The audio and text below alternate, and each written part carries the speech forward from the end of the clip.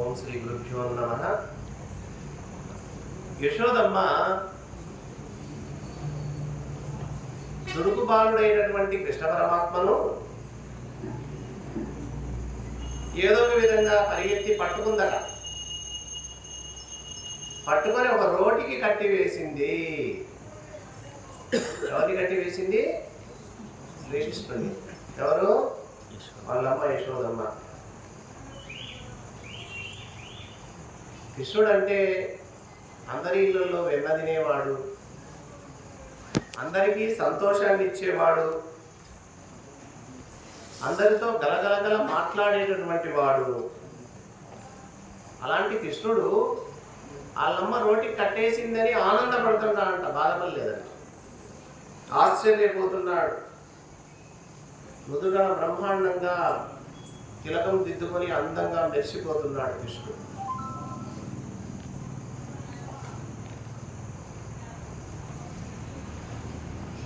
భక్తుల వశంలో ఉంటాడు పరమాత్మ ఎప్పుడు. మామూలుగా అయితే చిక్కడు. యశోద కాదు కదా, ఎవరు ఆయన పట్టుకోలేదు, ఎవరికి దొరకడు. మరి ఎవరికి దొరకనటువంటి ఆ పరమాత్మ యశోదమ్మకి ఎందుకు దొరికాడు అంటే యశోదమ్మలో ఉన్నటువంటి భక్తి అలాంటిది. కట్టేశాడు, కదలకోకుండా కృష్ణ పరమాత్మ అలాగే నిలబడిపోయాడు. గొప్ప భక్తురాలు కాబట్టి ఆ యశోదమ్మ శ్రీకృష్ణుని రోటి కట్టివేయగలిగింది, వేరే వాళ్ళైతే కట్టివేయలేరు. అదే శరణాగతి అంటాడు.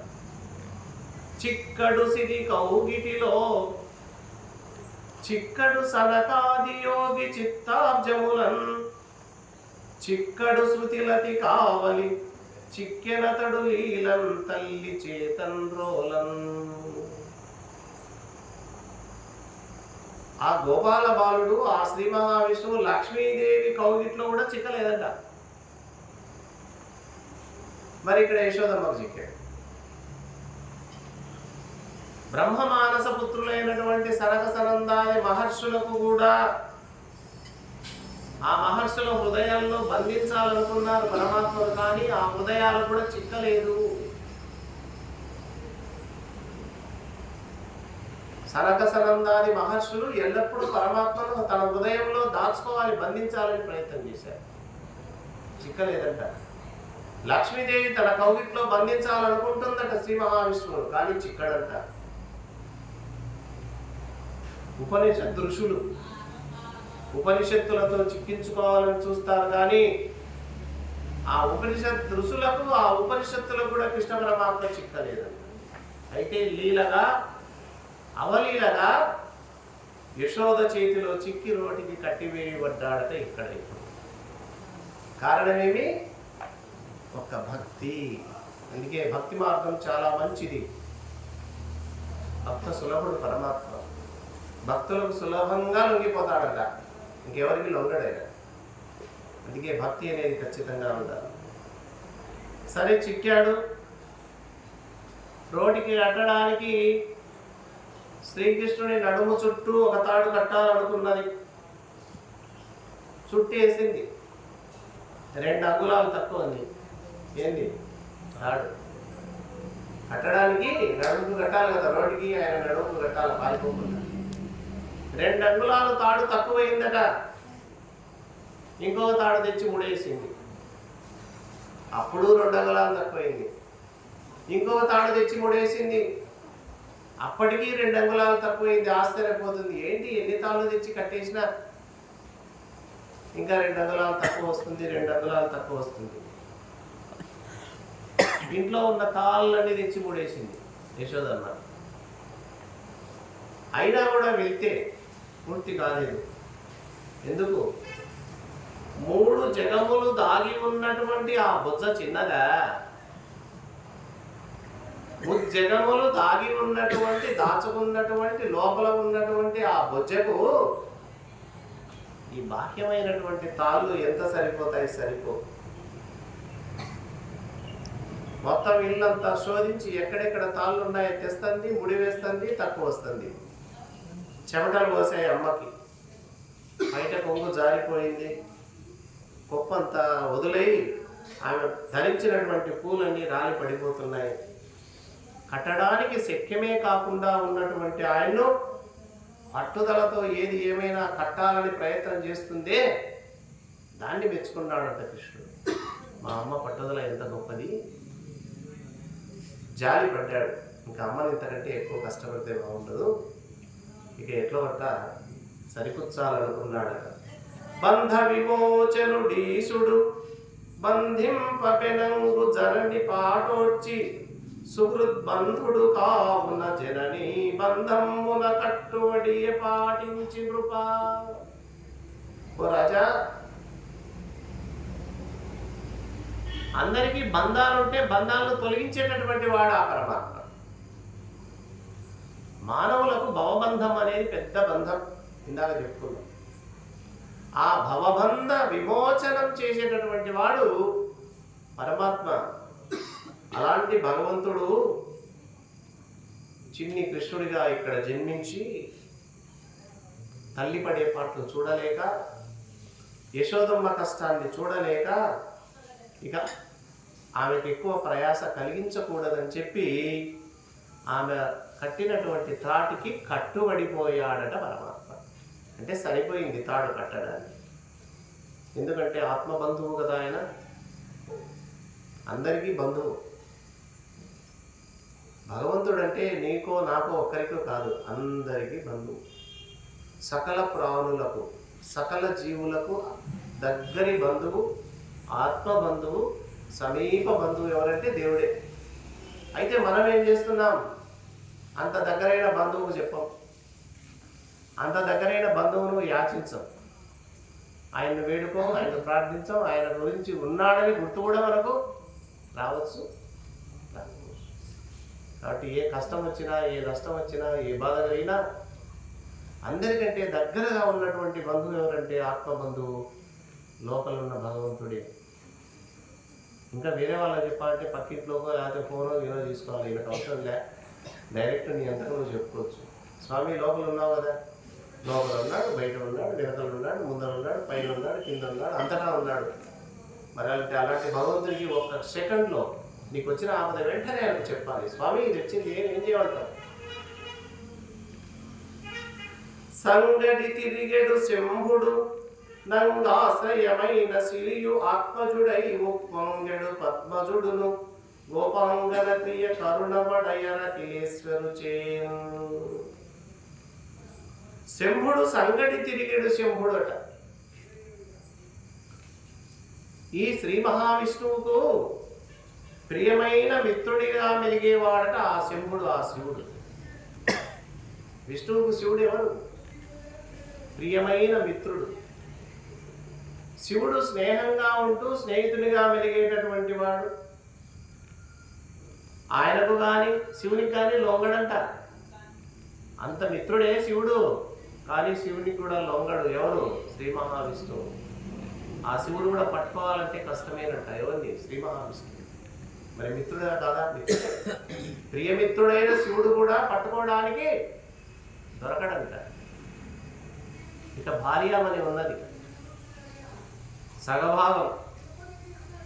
శ్రీ మహావిష్ణువు యొక్క వక్షస్థలాన్ని అధిరోహించి వక్షస్థలంలోనే నివాసం చేసుకొని హృదయస్థానంలో కూర్చొని ఉన్నటువంటి ఆ లక్ష్మీదేవికి కానీ దొరకడు. ఇక సృష్టికర్త, ఈ సమస్త సృష్టి చేసేటటువంటి బ్రహ్మదేవుడు ఎవరైనా ఆయన కొడుకు, శ్రీ మహావిష్ణువు యొక్క కొడుకు. శ్రీ మహావిష్ణువు యొక్క నాభి నుండి ఉద్భవించినటువంటి ఆ బ్రహ్మ తన కొడుకైనప్పటికీ ఆ కొడుకు కూడా చిక్కడంట. అంటే శివుడికి కానీ, లక్ష్మీదేవికి కానీ, బ్రహ్మదేవికి కానీ దొరకనటువంటి ఆ శ్రీకృష్ణుడు ఇక్కడ ఎవరికి దొరికాడు? యశోదమ్మకు దొరికాడంటే యశోదమ్మ ఎంత భాగ్యవంతురాలో ఆలోచించి. ఆమె అనుగ్రహం అంత గొప్పది. జ్ఞానులచే, మౌనులచే, దాసులచే, యోగ సంవిధానులచే తన్భూని నిబద్ధుండగునే శ్రీనాథుడు భక్తియుతులచే తన్బోలెన్. జ్ఞానులకు కానీ, మౌనంగా తపస్సు చేసే మౌనులకు కానీ, దానము చేసే దాన పరులకు కానీ, యోగం చేసే యోగేశ్వరులకు కానీ దొరకనటువంటి ఆ పరమాత్మ ఒక్క భక్తునికి దొరుకుతాడు. భగవంతుడు ఎవరికి దొరుకుతాడు? భక్తులు. యోగులకు దొరకడు, జ్ఞానులకు దొరకడు, మౌనులకు దొరకడు, తపస్సు చేసే వారికి దొరకడు, దాన ధర్మాది పుణ్య కార్యక్రమాలు చేసే వాళ్ళకు కూడా దొరకడు. కానీ ఒక భక్తునికి మాత్రం ఖచ్చితంగా దొరికిపోతాడు. ఇక్కడ యశోద భక్తురాలు కాబట్టి అంతమందికి దొరకని ఆ పరమాత్మ యశోదమ్మకు దొరికిపోయాడు. ఇలా యశోదాదేవి ఆ కృష్ణుడిని పొట్ట చుట్టూ తాడు కట్టి ఆ తాడును నోటికి కట్టేసి ఇంకా ఇంటికి లోపలికి ఆమె పని చేసుకోవడానికి ఆమె వెళ్ళిపోయింది. అంటే అమ్మయ్య మా వాడిని ఎక్కడ పోకుండా బంధించాను నేను, ఇంకా నేను ప్రశాంతంగా ఇంట్లో పనులు చేసుకోవచ్చని ఇంట్లోకి వెళ్ళింది కదా. అయితే వాళ్ళ ఇంటి పెరట్లో ఏనాటి నుంచో చాలా పూర్వకాలం నుంచి 2 పెద్ద మద్ది చెట్లు ఉన్నాయట. 2 పెద్ద మధ్య వృక్షాలు. ఎవరో కాదు వాళ్ళు, ఒక 2 మునులు, ఒక యక్షుడు. వాళ్ళు 2 యక్షులు శాపము చేత చెట్లగా పడి ఉన్నారు వీళ్ళ పెరట్లో ఎన్నో రోజుల నుంచి. ఆ 2 ఎవరో కాదు, నలకూబరుడు, మణిగ్రీవుడు అని 2 యక్షులు. ఒక ఆయన నలకూబరుడు, ఇంకొక ఆయన మణిగ్రీవుడు అని ఈ 2 యక్షులు ఈ యశోదమ్మ ఈ నందుల యొక్క ఇంటి ముందర పెరట్లో 2 పెద్ద మధ్య వృక్షాలుగా పెరుగుతూ నివసిస్తున్నారట. ఎవరి శాపం అంటే అది నారద మహర్షి శాపం ఇచ్చాడట. యక్షులు భూలోకంలో ఉండరు, యక్షుల లోకం వేరు. మరి ఆ లోకం వదిలిపెట్టి భూలోకంలో ఎందుకు వచ్చారంటే నారదుని శాపం వల్ల వచ్చారు. ఎందుకు వచ్చింది ఆ శాపం వాళ్ళిద్దరికి అంటే, పూర్వము ఈ 2 నలకూబరుడు, మణిగ్రీవుడు 2 యక్షరాజు అయినటువంటి కుబేరుని యొక్క కొడుకులు అంటారు. యక్షులకు రాజు ఎవరు? కుబేరుడు. మనం కూడా డబ్బు బాగా రావాలని కుబేరుని ప్రార్థిస్తూ ఉంటారు చాలా మంది. అలాంటి కుబేరుని యొక్క కొడుకులు వీళ్ళిద్దరూ, మొదటి వాడు నలకూబరుడు, రెండవ వాడు మణిగ్రీవుడు శివ భక్తులు, శివునికి సేవకులు. వాళ్ళు శివభక్తులం మేము, పైగా మా నాన్నగారు పెద్ద షావుకారి ధనవంతుడు కుబేరుడు, అందరికీ డబ్బులు ఇచ్చేటటువంటి వాడు, ఆదుకునేవాడు మా నాయన అని అహంకారంతో తిరిగేటటువంటి బుద్ధి వచ్చింది. అందుకే డబ్బు ఎక్కువైతే అహంకారం వస్తుంది, అధికారం ఎక్కువైనా అహంకారం వస్తుంది, విద్య ఎక్కువైనా అహంకారం వస్తుంది. విద్య ఎక్కువైనా, డబ్బు ఎక్కువైనా, అధికారం వచ్చినా అహంకారం లేకుండా అణిగిమణిగి ఎవడు జీవిస్తాడో వాడు భక్తుడు. అణుచుకోవాలి బట్టి. ఈ విధంగా అహంకారంతో వాళ్ళు ప్రియురాములతో కలిసి విహారం చేస్తూ ఉన్నారట. ఒకసారి ఆ ప్రియకాంతలు ఎవరంటే గంధర్వకాంతలు. గంధర్వకాంతలు ఈ యక్షులు 2 కలిసి ఆకాశ గంగలో జలక్రీడలు చేస్తూ ఉన్నారట. జలక్రీడలు అంటే నీళ్ళల్లో సరదాగా ఈత కొట్టుకుంటూ హాయిగా కాలక్షేపం ఉన్నారట. మామూలుగా అయితే గంగానది పవిత్రం. అక్కడ ఆ గంగానదిని అపవిత్రం చేయకూడదు, కానీ వీళ్ళు అహంకారంతో అపవిత్రం చేస్తూ ఉన్నారు. నారద మహర్షి ఆ ప్రాంతానికి వచ్చాడు. పోతూ చూశాడు, ఏమిట్రా పవిత్రమైనటువంటి గంగానదిలో వీళ్ళు ఇష్టానుసారంగా ఒంటి మీద వస్త్రాలు లేకుండా జలక్రీడలు ఆడుతున్నారు, ఎంత అధర్మం, ఎంత అధర్మం అని చెప్పి చూశాడు. చూసేసరికి అక్కడ స్త్రీలు గబగ్గున ఒంటి మీద వస్త్రాలు ధరించారు. భయపడే వాళ్ళు, అయ్యో మహర్షి వచ్చాడు, మనం ఇలా లేకపోతే బాగుంటుందని వాళ్ళు వస్త్రాలు ధరించారు. కానీ ఈ 2 ఉన్నారే, ఎవరు? ఆ నలకూబరుడు, మణిగ్రీవుడు, ఆ కుబేరుని కొడుకులు 2. ఏం నారద మహర్షి చూస్తే మాకేం, మేము శివుని భక్తులం, పైగా కుబేరుని యొక్క కుమారులం, మా దగ్గర చాలా సంపద ఉందని గర్వం ఎక్కి దిగంబరులుగా అట్లే నిలబడ్డారు, వస్త్రం లేకుండా నిలబడ్డారు. నారద మహర్షి కోపం వచ్చింది.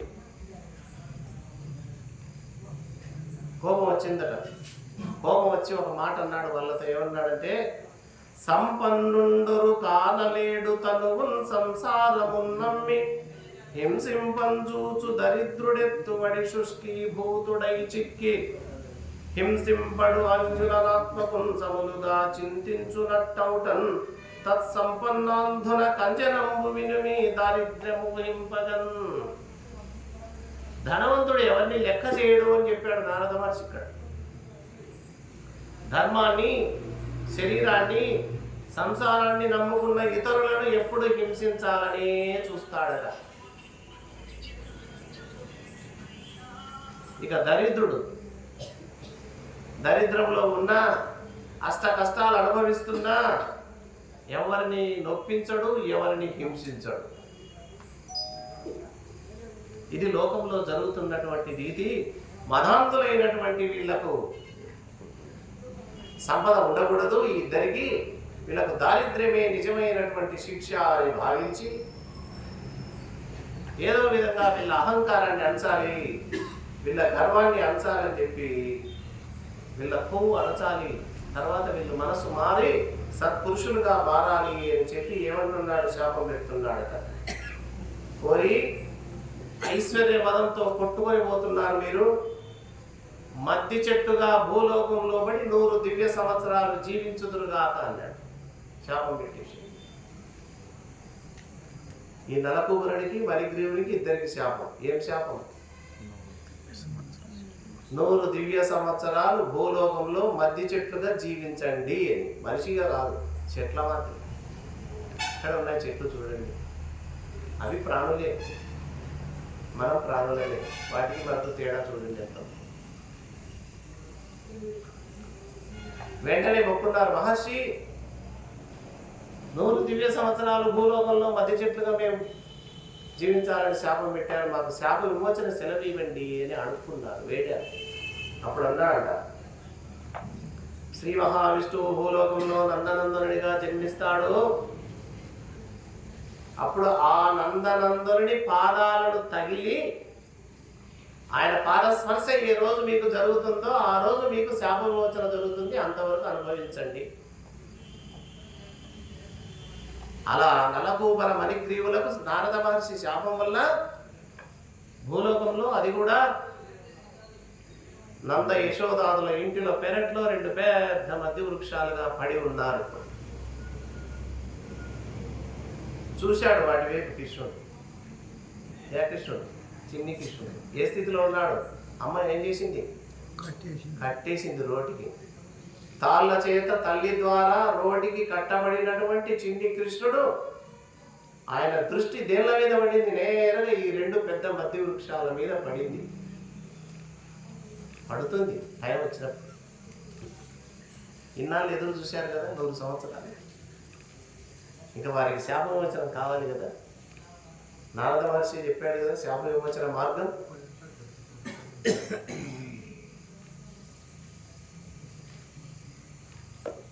ఈ విధంగా నారద మహర్షి శాపం ఇచ్చి ఆయన నారాయణ స్థానానికి వెళ్ళిపోయాడు. వీళ్ళు మధ్య చెట్లుగా భూలోకంలో జన్మించారు.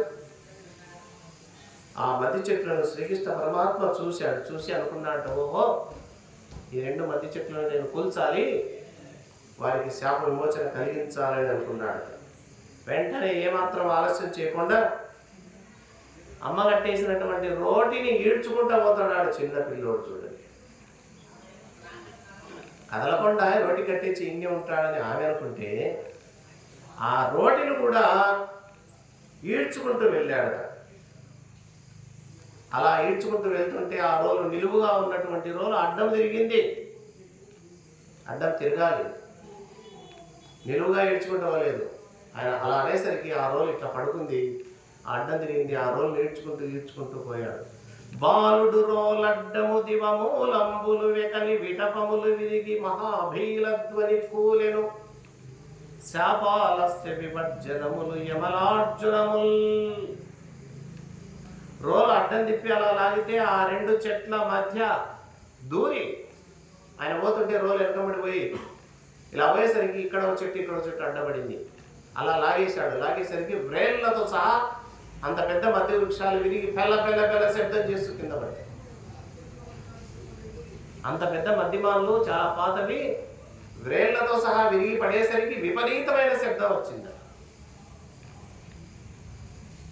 మొదలుతో సహా కూలిపోయిన మధ్య చెట్ల నుండి అగ్ని జ్వాలలు వెలువడినట్లు దిక్కులు నిండినటువంటి దివ్యమైన తేజస్సుతో ఇద్దరు మహాపురుషులు పుట్టారు. అక్కడున్న బాలకులు కొంతమంది చూస్తున్నారు ఈ దృశ్యాన్ని. ఆ రెండు చెట్లలో ఇద్దరు దివ్య పురుషులు వచ్చి బ్రహ్మాండమైన తేజస్సుతో చాలా ఎత్తుగా ఉన్నారు. వచ్చి తల వచ్చి శ్రీకృష్ణుని పాదపద్మములకు నమస్కారం చేసి, వాళ్ళకి తెలుసు చిన్నపిల్లడు కాదు కృష్ణుడు, ఎవరు శ్రీ మహావిష్ణువు అని తెలుసు. ఏమంటున్నారు వాళ్ళిద్దరు? బాలుడవి నీవు పరుడవనాలంబుడవధిక యోగి వాద్యుడవు తమస్థులాకృతియకు విశ్వముని లీలారూపమండు నిపుణులు కృష్ణ. ఓ కృష్ణ, నువ్వు చిన్నపిల్లవాడివా? కాదు కాదు, నువ్వు సాక్షాత్తు ఆ పరబ్రహ్మవు. నీకు నీవే కానీ వేరే ఆధారం లేనటువంటి వాడవు నీవు. అందరికీ ఆధారం భగవంతుడు. మరి భగవంతుడికి ఆధారం భగవంతుడే, అంతే. అందరికీ ప్రకాశం పరమాత్మ, పరమాత్మ ప్రకాశం పరమాత్మే, అంతే. నీవు మహాయోగివి, ఆది మధ్యాంతరహితుడవు, అణువు నుండి స్థూలము వరకు వ్యాపించినటువంటి నీవు ఈ విశ్వమంతా నిరూపమైన వివేకవంతులంతా నిన్ను ప్రార్థిస్తూ ఉంటారు తండ్రి. ఓ మహాత్మా కృష్ణ, భువనములు శ్రేయకావగణవతి నుడవైతికాది అఖిలేశ్వర ఓగి వరేణ్య విశ్వమంగళ కవి సన్నుత వాసుదేవ కళ్యాణనిధి. వాసుదేవుడు ఈ శ్రీ మహావిష్ణువు లోకాలన్నిటినీ సంరక్షించడానికి, రక్షించడానికి, సృష్టించడానికి అవతరిస్తూ ఉంటాడు. ఈ లోకాలన్నిటికీ పరమాత్మవు నీవు, ఈశ్వరుడు నీవు. యోగులంతా నిన్ను దైవంగా కొలుస్తున్నారు. ఈ సృష్టికి శుభాలు కలిగించేది మీరే తండ్రి. అన్నీ మీ నుండే ఉద్భవించుతున్నాయి. ఓ మహానుభావ, మిమ్మల్ని స్తుతి చేసే నోటి నీవయ్యా మాకు, నీ కథలు వినేటటువంటి చెవులను నీవయ్యా మాకు, నీకు సంబంధించిన మాటలు మాట్లాడడానికి కావలసిన వాక్కును మాకు అనుగ్రహించు. ఏ పని చేసినా నీ పేరన నీ పనిగా చేసేటట్లు మమ్మల్ని అనుగ్రహించు. మా బుద్ధి ఎప్పుడు నీపై స్థిరంగా ఉండేటట్లు అనుగ్రహించు స్వామి అని గట్టిగా పాదాలు పట్టుకున్నాడట. ఆ విధంగా కీర్తించినటువంటి ఆ నలకూబరుణ్ణి, ఆ మణిగ్రీవుని ఇద్దరిని చూసి బాలకృష్ణుడు అంటున్నాడట. చూడండి ఏం మాట్లాడుతున్నాడు.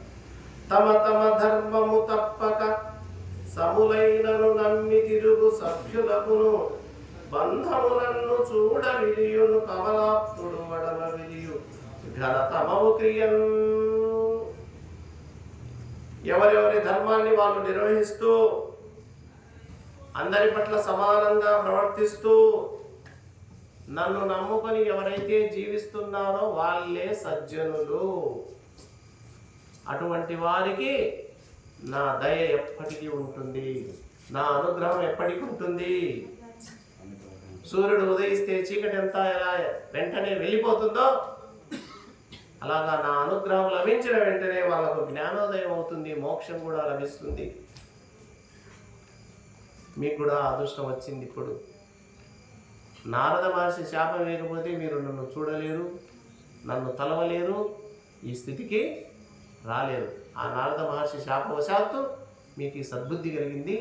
ఈనాడు శాపం నుంచి నేను ప్రదర్శించడానికి నేను మీకు ప్రత్యక్షమయ్యా అని చెప్పి ఒక్కసారి వాళ్ళకి శాపమోచన కలిగించాడట కృష్ణ పరమాత్మ.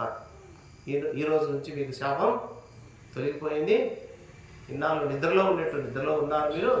నిద్రలో నుంచి మేల్కొన్నవాడు హాయిగా ఎలా ఉంటాడో మీరు కూడా ఇప్పుడు హాయిగా జీవించండి. మీకు ఇప్పటి నుంచి నా భక్తి కూడా మీకు అవలంబించేటట్టు చేస్తున్నానని చెప్పి అనుగ్రహాన్ని ప్రసాదించాడు పరమాత్మ.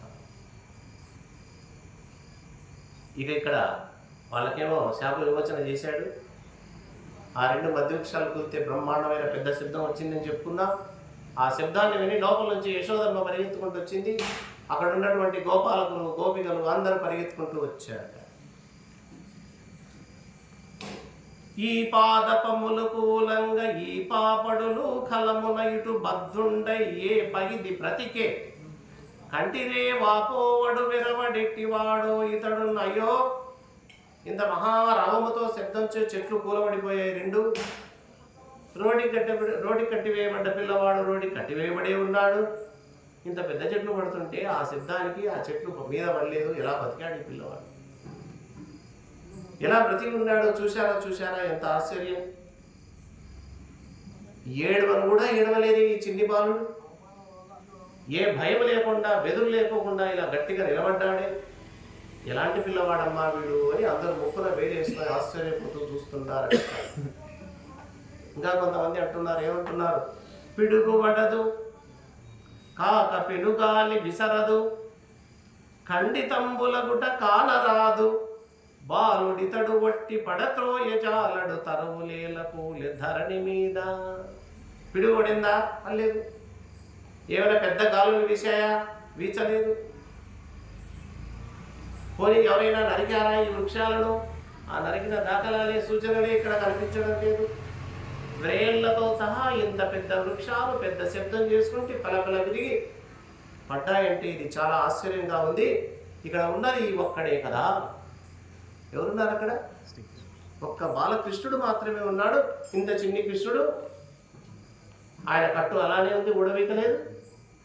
ఈ రెండు చెట్లను ఎలా పడగొట్టాడు, ఎలా కూలిపోయాయని అందరూ సంభ్రమంతో ఆశ్చర్యంతో చూస్తూ ఉన్నారట. ఇలా అక్కడ ఉన్న 10 మంది ఆడుకుంటుంటే కొంతమంది గోప బాలకులు పరిగెత్తుకుంటూ వచ్చారట. చూసిన వాళ్ళు ఉన్నారని చెప్పారు కదా ఇంత. ఆ పిల్లవాళ్ళు పరిగెత్తుకుంటూ వచ్చి మాకు తెలుసు మేము చూసాం. ఏం చేశాట?